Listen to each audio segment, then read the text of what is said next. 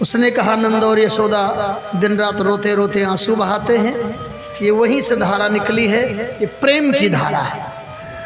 उद्धव जी को अटपटा लगा, इतने भी आंसू गिरते हैं कि धारा बह जाए।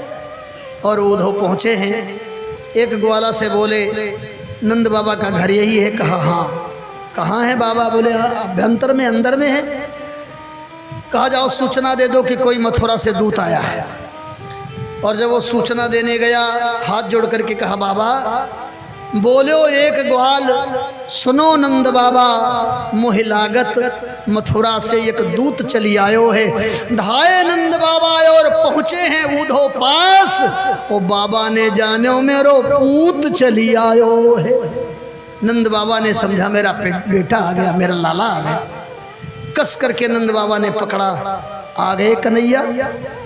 उद्धव कहते हम वो नहीं है बाबा। नहीं नहीं तुम वही हो, हम वो नहीं है। बाबा कहते तुम वही हो। उद्धव कहते हम वो नहीं है। और ये संवाद 2 क्षण तक चलता रहा। तुम वही हो हम नहीं हैं, तुम वही हो हम नहीं हैं। एक ग्वाला ने नंद बाबा को झकझोरा, बाबा ये अपना कान्हा नहीं है। नंद बाबा आंखों में आंसू भरकर बोले ठीक कहते हो, इतना सौभाग्य हमारा कहाँ जो हमारे पास कान्हा आवेगा। उद्धव जी को नंद बाबा ले गए हैं, उभाभ्याम परिस्वज्य, दोनों हाथों से भर लिया सेवकों के द्वारा। नंद बाबा ने उद्धव की थकान दूर कराई, जलपान कराया, रात्रि होने को आई, भोजनादि पूछा, फिर समाचार शुरू हुआ और पूरी रात्रि समाचार होता रहा। सबसे पहले नंद बाबा ने अपने मित्र का हालचाल पूछा, हमारे सूर सखा के सुरनंदन कैसे है, वसुदेव जी कैसे हैं। अटपटा लगा उद्धव को कि भगवान तो कहते थे, कन्हैया तो कहता था मेरे बाबा है मेरी मैया है, और यहाँ तो पूछा जा रहा है मित्र को। लेकिन वसुदेव ने सारे संसार को एक ही सीख दिया है कि आप लोग ये ना अर्थ लगा लेना कि मैंने लाला को क्यों नहीं पूछा, लाला तो मेरे हृदय में है। मैंने इसलिए वसुदेव को पूछा कि पहली बार मैंने वसुदेव की कृपा से ही लाला को पाया है। जिसके द्वारा भगवान मिलते हैं, हमारे सनातन धर्म में उस गुरु को प्रथम प्रणाम किया जाता है। और फिर जो समाचार का सिलसिला चला वो रुका नहीं। एक श्लोक केवल यशोदा जी के लिए है और सब नंद बाबा कहते हैं क्या कन्हैया कभी हमें याद करता है? न स्मरति माम कृष्ण माम स्मरत कृष्ण, हमें याद करता है, मैया को याद करता है, सखाओं को याद करता है, गोवर्धन को याद करता है जिसको उसने उठाया है, इन गायों को याद करता है। चुप हैं उद्धव, कहते चले जा रहे नंद बाबा। उद्धव क्या बताऊं, जिस दिन से लाला गया है उस दिन से आंख नहीं लग रही है। मैं तो पुरुष हूँ, घर में नहीं रहा जाता तो चला जाता हूँ, गौशाला में नहीं रहा जाता तो यमुना के किनारे चला जाता हूँ, कुछ ग्वाल वालों के बीच में बैठ करके चर्चा कर लेता हूँ। इस यशोदा को हम क्या कहें? ये दिन रात निहारती रहती है, शाम को गौएं आती हैं, गांव चरा के लोग पहुंचते हैं, देखती रहती, गाय चली जाती, ग्वाल बाल चले जाते तो ये गिर जाती है। आज भी लाला नहीं आया। नींद तो इसके जीवन से चली गई है, मूर्छा ही इसकी नींद है। जब ये मूर्छित होती तो उतने देर सोती है। अरे जहां वो सोता वहां जाकर जगाती है रोज। अब इसके आंख में आंसू भी खत्म हो गए उद्धव, अब तो रक्त निकलता है। क्या बताऊं, कैसे समझाऊं? एक श्लोक यशोदा के लिए लिखा है, यशोदा वर्ण्यमानानि पुत्रस्य चरितानि च। कभी कभी ऐसा होता था कि यशोदा जी को लगता था लाला आ गया है और मेरा दूध पी रहा है, तो यशोदा के स्तन से दूध गिरने लगता था। आज भी उद्धव के सामने ऐसा हुआ और कहती उद्धव रुको तुम, मैं लाला को दूध पिला के आती हूं। उद्धव सोचने लगे अरे नटखट, हमको दूत बना के भेज दिया, अंदर तू आके सो गया है क्या? और जब यशोदा जाती है तो लौट के आते हैं, कहती है वो नहीं आया। पूरी रात्रि बीत गई उद्धव को बातचीत करते करते। कब उद्धव जैसे ज्ञानी के नेत्र से आंसू निकल गए, कोई जान नहीं पाया। और तब उद्धव कहते हैं बाबा जुबाम श्लाघ्यतमो नूनम, आप दोनों लोग बड़े भाग्यवान हो। यदि लाला ने कहा है तो आवेगा जरूर। वृंदावन और मथुरा के बीच में एक गांव है सी परशु, उसका नाम है सी परशु। तो उसके नाम की कहानी यही है कि जब भगवान जाने लगे तो वहाँ के लोगों ने पूछा कब आओगे श्याम, तो भगवान ने संस्कृत में कहा स्व, स्व माने कल। तो दूसरे ने पूछ दिया कब आओगे, तो कहा परस्व, माने कल नहीं तो परसों। तो वो लोग यही रटते थे स्व परस्व, स्व परस्व, कल आवेगा तो परसों आवेगा, कल आवेगा तो परसों आवेगा। और ये स्व परस्व करते करते वहाँ का नाम पड़ गया है सी परसों। यदि कहा है उन्होंने तो आवेंगे, लेकिन हे बाबा न माता न पिता तस्य, उनके कोई माता पिता नहीं है। वो अपाणी पाणो यौनो गृहीता, बिन पग चलई सुलई बिन काना। और जब निर्गुण निराकार की व्याख्या करने लगे तो नंद बाबा ने उद्धव को फटकारा है। नंद बाबा ने कहा उद्धव हमको समझा रहे हो, साकार से जाहिर है निराकार की हस्ती, और साकार न होता तो निराकार कहाँ होता। आंखों को हमारे धोखा दे रहे हो। जिन आंखों ने उनके समस्त लीलाओं का दर्शन किया है, जिन आंखों ने गोवर्धन पर्वत उठाते देखा है, तुम उनको निर्गुण बता रहे हो। धीरे धीरे रात्रि बीती, यमुना जी स्नान, अरे राम राम, बहुत समय हो गया हो, 9:30 तक है। अच्छा थोड़ा समेटना पड़ेगा, 9:15 होने जा रहा है। श्री राम जय राम, जय जय राम, श्री राम जय राम, जय जय राम। उद्धव जी नहा करके आए हैं। क्या देखा देवियों, आप लोगों के लिए संदेश है। 4 बजे रात्रि में ही उद्धव ने देखा कि प्रत्येक गोपी के घर में झाड़ू लग चुका है। प्रत्येक गोपी के घर के देहरी पर एक दीपक जल चुका है, और कोई पति को जगा रही है, कोई पुत्र को जगा रही है, कोई झाड़ू लगा रही है, और एक ही भाषा बोल रही है। कोई न बेली पति को जगावे, और मन ही मन में श्री कृष्ण को बुलावे। कोई न बेली सुत को जगावे, और मन ही मन में श्री कृष्ण को जगावे।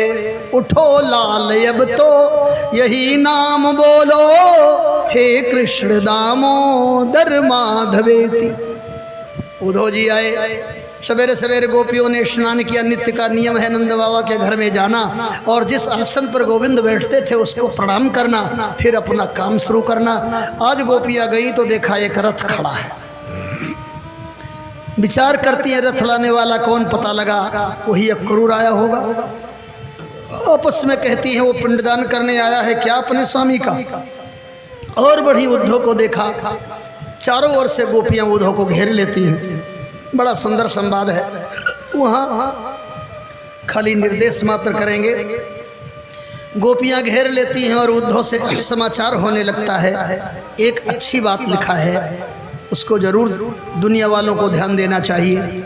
वर्तमान युग में ये व्हाट्सएप चला के और फ़ोन पर जो लोग प्रेम कर रहे हैं, आजकल के बच्चे बच्चियां जो बिगड़ रहे हैं, तमाम बच्चे कहते हैं हम जरी जाएंगे, हम मर जाएंगे, हम धंस जाएंगे। ये को गोपी जरी गई कि धंस गई?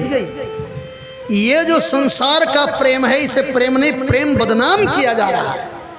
गोपियों से एक इंटरव्यू लिया उद्धव ने, कितना प्रेम करती हो कन्हैया से? बहुत करती हो। कितना? अब कितना बताएं? अच्छा तो मथुरा जाओगे? कहा कभी नहीं जाऊंगी मथुरा। कोई उनके लिए संदेश का एक संदेश, क्या क्या बढ़िया प्रेम की व्याख्या गोपियां कर रही हैं। संदेश यही है कि वह नी के रहें, उन्हीं के रहें, वो कहीं भी रहें अच्छे से रहें। हमें नहीं चाहिए उनका साथ, केवल उनके स्मरण में हम बनी रहें और हमारे स्मरण में वो बने रहें। इसको प्रेम कहते हैं। ये आजकल के प्रेम को कृष्ण और गोपियों के प्रेम की संज्ञा देना महान मूर्खता है। इस वासना को प्रेम कहते हैं। ये वासना कभी प्रेम का रूप नहीं ले पाएगा। प्रेम तो उसे कहते हैं कि प्रेमास्पद नैनों में नाचता रहे, लेकिन कभी भी उसके अंग संग के लाभ की कल्पना न होने पाए, उसको प्रेम कहते हैं। और वो प्रेम गोपियाँ करती हैं। गोपियों ने घेर लिया उद्धव जी को और पूछ रही हैं हमारे लिए कुछ भेजा है, हमारे लिए कुछ कहा है? इतने में एक भंवरा आया। अभी यहीं कहीं भंवरा घूम रहा था थोड़ी देर पहले।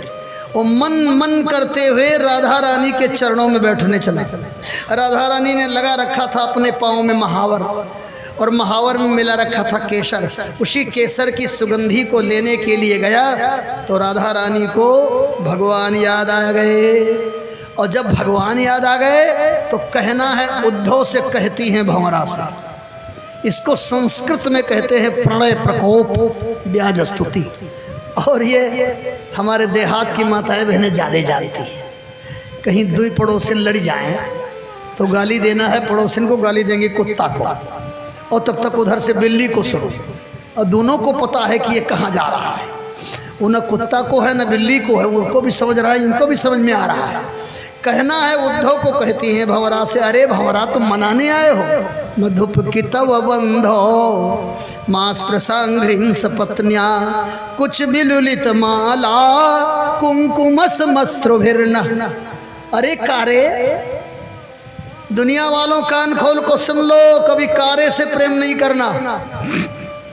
भंवरा भाग गया। अब भंवरा वो तो स्वाभाविक है, तो राधा रानी कहती है कहीं ये कन्हैया से कहेगा तो लाला को दुख हो जाएगा। अच्छा आजा आजा, ले दूध पी ले। उद्धव जी खड़े खड़े देख रहे हैं। आज उद्धव को बड़ा धक्का लगा। एक गोपी ने कहा ये आज का छलिया थोड़े है, तब कब का, अरे इसका एक अवतार राम का हो। अब उद्धव लगे देखने, जिसको मैं गंवार समझता था वो कितनी बात जानती है। कहा मृगैवरिव कपींद्रम बिव्यधे लुब्ध धर्मा। एक अवतार इनका राम का हुआ है। बताओ उस बाली ने इनका क्या बिगाड़ा था? सुग्रीव ने क्या दे दिया था? बाली को इन्होंने पेड़ के ओट से लुकाए के मारा, ये वही तो है। उद्धव को लगा बड़ी भूल हो गई। इतनी जानकार गोपियों को मैं मूर्ख समझ बैठा। तब तक दूसरी ने कहा उसी अवतार में एक स्त्री आई इनसे विवाह करने। स्त्री मजित विरूपाम। तो अपने तो इन्होंने किया नहीं और किसी से करने लायक छोड़ा नहीं, उसका नाक ही कान काट दिया, ये वही तो है। एक ने कहा तो खाली त्रेते की बात जानती हो, मैं और आगे की बात बताऊं, सतयुग की क्या? कहा बलिमपि बलिमत्वा बेष्ट यदध्वांक्षवदजा। राजा बलि के यहाँ 3 पग भूमि नापने गए, बाद में बेचारे के शरीर को नाप लिया। उद्धव ने कहा जो छलिया है, नटखट है, धोखेबाज है, उसका नाम क्यों लेती हो? रो पड़ी गोपियाँ, बोले ये नाम नहीं ले रही हूँ। अलम असित सख्यई दुस्त्यजा तत्कथार्था, तत्कथा दुस्त्यजा। उसकी कथा त्यागने योग्य नहीं है, ये ब्याज स्तुति है। किसी न किसी बहाने अपने प्रेमास्पद का स्मरण करना है। इस तरह उद्धव जी कुछ दिन रह गए। भागवत में ये नहीं लिखा है कि कितने दिन रहे, यही श्लोक मिलता है उवास कतिचिन्मासान। कुछ महीने उद्धव रहे। गोपियों ने उद्धव को संपूर्ण वृंदावन के गोविंद के विहार स्थलों का दर्शन कराया। धीरे धीरे उद्धव को ज्ञान भूलने लगा, प्रेम प्रकट होने लगा। और जब उद्धव को जाना हुआ 6 महीने हो गए, विदाई की बेला बड़ी अद्भुत हुई। समस्त गोपियों ने घेर लिया है और अपना अपना संस्मरण सुनाने लगी हैं। मैंने ऐसी लीला देखी, ऐसी लीला देखी। उन समस्त लीलाओं को सुन सुन करके उद्धव की श्रद्धा बढ़ गई। और भागवत के 3 स्कंद में यही नियम है, यदनुचरित लीला। भगवान की लीला सुनते सुनते श्रद्धा हो जाए, और श्रद्धा रतिर तब भक्त रनुक्रमिष्यति। श्रद्धा होगी तो भगवान के चरणों में रति होगी, तो रति होगी तो भक्ति आ जाएगी। उद्धव जैसा ज्ञानी पसीज गया है। गोपियों के बिलग बिलग संस्मरण सुन करके इतने प्रभावित हो गए उद्धव। एक गोपी ने जब ये कहा कि लाला को जिस दिन यशोदा ने बंधन से बांध दिया, उस दिन मेरे परिवार में चूल्हा नहीं जला और लाला खोला नहीं गया, तब तक हम लोगों ने अन्न नहीं किया। एक ने कहा लाला ने जब गोवर्धन उठाया तो हम लोगों को लगा कि ये क्या हो गया है। उस संस्मरण को सुन सुन करके उद्धव को रोमांच हो गया। और इतने गदगद हुए उद्धव, इतने गदगद हुए उद्धव कि दोनों हाथ उठाकर वृंदावन में खड़े होकर कहते हैं आशा महो चरण रेणु जुसाम हम श्याम वृंदावने किमप गुल्मलतौषधी नाम जादुस्त्यजस्व जनमार्य पथं चहित्वा भेजुर्मुकुंद पदवीं श्रुतभिर्विमृग्याम। हे गोविंद, हे कान्हा, हे श्याम, अब कभी धरती पर हमें जन्म मिले तो वृंदावन में। तो वृंदावन में क्या बनोगे? ग्वाल बाल? नहीं प्रभु। गोपी? नहीं स्वामी। तब क्या बनोगे? बोले हमको लता बना दो, घास बना दो, छोटे छोटे वृक्ष बना दो। किमपि गुल्मलत औषधि न, लता बनाओ, औषधि बनाओ। एक संत कहते थे कि उद्धव जी ने कहा लता बनाओ, ऐसी लता बनाओ जो प्रेम की औषधि हो। उस लता को स्पर्श करते ही प्रेम जीवन में प्रकट हो जाए। लता माने गोपी। हमको वृक्ष बना दो छोटे छोटे, और दौड़ दौड़ करके गोपियों के चरण को छूने लगे। और सुखदेव कहते हैं वंदे नंद ब्रज स्त्रीणाम पादरेणु अभीक्षणसा। यह अभीक्षणसा शब्द है, मने निरंतर इन गोपियों के चरण की धूली में अपने मस्तक पर रखता रहा। इन गोपियों की इतनी प्रशंसा क्यों की जा रही है? गोपी जैसा साधना करने वाला दुनिया में कोई नहीं हुआ। यहाँ लोग साधु हो जाते हैं, और साधु का कहीं घर द्वार पूछ लो महाराज तो लाठी मार दे आप। साधु अपना परिचय नहीं देना चाहता। उनको लगता है कि लोग जान जाएंगे कि इनके माता पिता बहन बहनोई भी हैं, तो हो सकता प्रेम कम कर दे। ये उनकी भूल है। एक साधु परमात्मा की प्राप्ति में पूरे संसार को भुलाना चाहता है, लेकिन संसार को याद करके परमात्मा को जिसने हृदय में धारण कर लिया, ये हमारी गोपियां।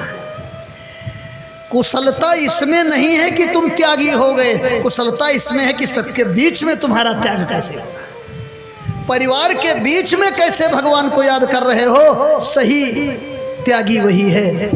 आज उद्धव जी लौट रहे हैं और विदाई के बेला आई, माता जी आई, विह्वल हुई, दुखी हो गई। नंद बाबा आए हैं, सबने थोड़ा थोड़ा दिया है।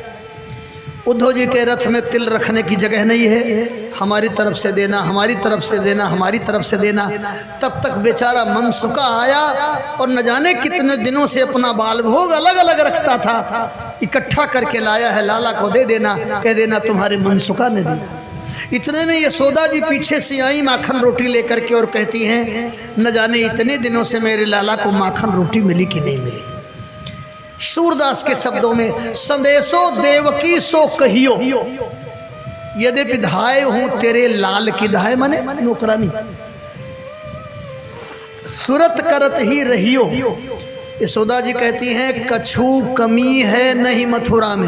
मथुरा में कुछ कमी तो नहीं है, कछु कमी है नहीं मथुरा में। तदप मोहि कही आवे, ओ होत भोर मेरो लाल लड़े तो माखन रोटी खा। होते सवेरे मेरा गोविंद माखन रोटी खाता है। देवकी ने दिया है कि नहीं दिया है, ये मैं भेज रही हूं, उसको जरूर खुला देना। कछु कमी है नहीं मथुरा में, तदप मोहि कही आवे, और होत भोर मेरो लाल लड़े तो माखन रोटी खा। इस अनुभव और दृश्य को देख करके अब उद्धव का ज्ञान कहाँ चला गया कुछ पता नहीं है। उद्धव बड़े प्रेमी हो गए हैं और दोनों आंखों से आंसू की धारा बहने लगी है। उद्धव आए थे ज्ञानी बन के जा रहे, प्रेमी बन के आए थे, गुरु बन के जा रहे, शिष्य बन के। और बहुत देर नहीं लगी, रोते रोते उद्धव जी पहुंच गए भगवान के पास। भगवान ने भी देखा घड़ा भर रहा है, तभी छलक रहा है। देखो नल के नीचे बाल्टी रखो तो भरेगी नहीं तो छरछर आवाज करेगी, और भर जाएगी तो गड़गड़ आवाज करेगी। उद्धव भर चुके हैं, इतने भर गए हैं उद्धव कि छलक रहा है। और पहुंचते ही भगवान ने पूछ दिया, उद्धव जी ज्ञान सिखा के आ गए, मेरी मैया कैसी है, मेरे बाबा कैसे हैं। अब तो उद्धव जी पक्के पक्षपाती बन गए थे। बोले चुप रहो, बोलो ना, कौन होते हो तुम हालचाल पूछने वाले। अरे निष्ठुर, अरे कठोर, अरे निर्दयी। भगवान अंदर से गदगद हो रहे, काम बन गया। इसीलिए हमने भेजा था कि जब एक ज्ञानी हमें निर्दयी कहना शुरू करेगा, एक ज्ञानी हमें कठोर कहना शुरू करेगा, तो प्रेम का वृक्ष पल्लवित और पुष्पित होने लगेगा।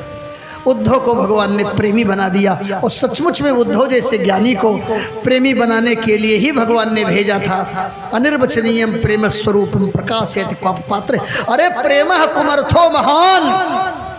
उद्धव जी के द्वारा नारद भक्ति सूत्र में प्रेम को पंचम पुरुषार्थ कहा है। ये पांचवा पुरुषार्थ है। उद्धव जी पूछ देते हैं आप क्यों नहीं जाते? भगवान ने कहा न जाता हूँ न जाऊंगा। क्यों नहीं जाते? उत्तर बड़ा अच्छा दिया है, गोपियों के प्रेम का मैं कर्जदार हो गया हूँ, और जिसके ऊपर कर्जा ज़्यादा बढ़ जाता है वो अपना गांव छोड़ के भाग जाता है। तो गोपियों के प्रेम का कर्जा मैं दे नहीं सकता था, इसलिए भाग करके मथुरा चला आया। श्री राम जय राम जय जय राम। भगवान ने उद्धव को अपने निज स्वरूप का दर्शन कराया। उद्धव ने देखा कि भगवान के रोम रोम में गोपी, रोम रोम में वृंदावन, रोम रोम में यशोदा, रोम रोम में नंद बाबा। उद्धव ने कहा फिर ये हमको बेवकूफ़ बनाने के लिए भेजा था? भगवान ने कहा बेवकूफ़ बनाने के लिए नहीं भेजा था, तुमको सुधारने के लिए भेजा था। नहीं तो वृंदावन तो हमने बसता है, एक क्षण में वृंदावन से अलग नहीं हो सकता। उद्धव जी पक्के भक्त हो गए हैं, और तब उद्धव जैसा महान प्रेमी कोई नहीं हुआ भगवान।